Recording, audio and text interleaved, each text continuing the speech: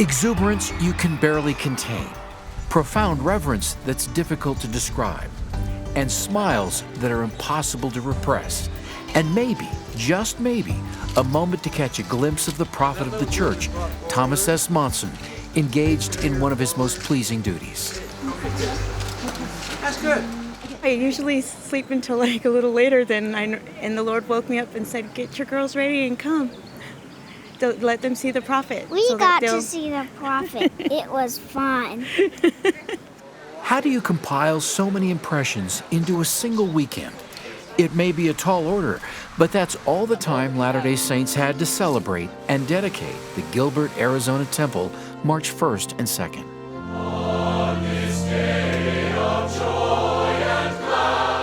The community of Gilbert is in the middle of a surging growth cycle, and with Arizona's newest temple about to serve Latter-day Saints from 26 states in the region, it's drawing an enormous amount of media attention in this area they call the Valley of the Sun.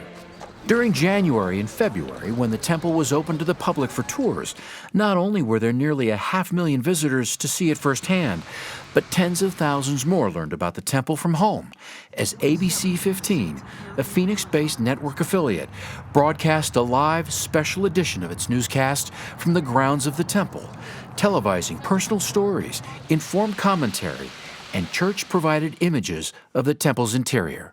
It's just such a beautiful beacon.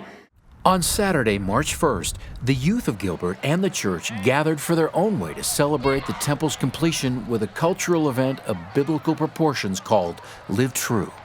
But when darkening skies threatened the performance of 12,000 youth, the day's big event seemed uncertain. But not for Jonathan and Jacob Flake. These brothers from nearby Santan Valley approached the performance as they usually do, together, packing up the family car and driving across town and across from the temple to Discovery Park. Kind of the clouds rolling in, especially all the wind coming in, and then it just downpour right when we left. You couldn't barely see in front of us. Weather notwithstanding, they forged ahead. The challenges of spina bifida are not enough for Jonathan or his brother Jacob to keep them on the sidelines. This would be a good idea to just show people that I can do things like them. It's been just an awesome thing to do. And if you think the Flake brothers had to double up on effort, there's more to the story.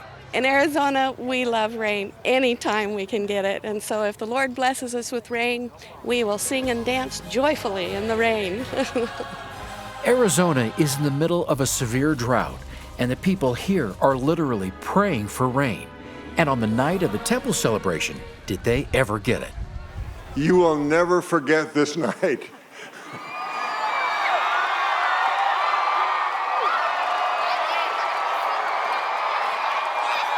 You know, to be a part of it, you know, it's kind of like a little dream that I had because it's just so amazing once it all comes together.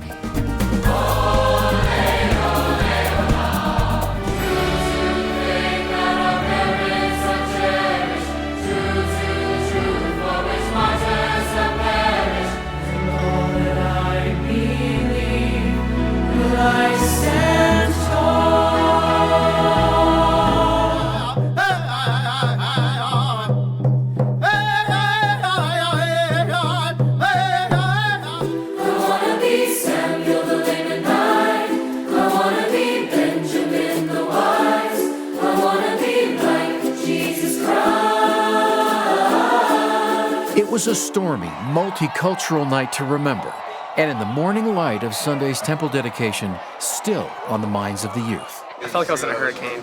The young were joined by a host of others who arrived early to hear the choir and witness the cornerstone ceremony in the kindly presence of President Monson.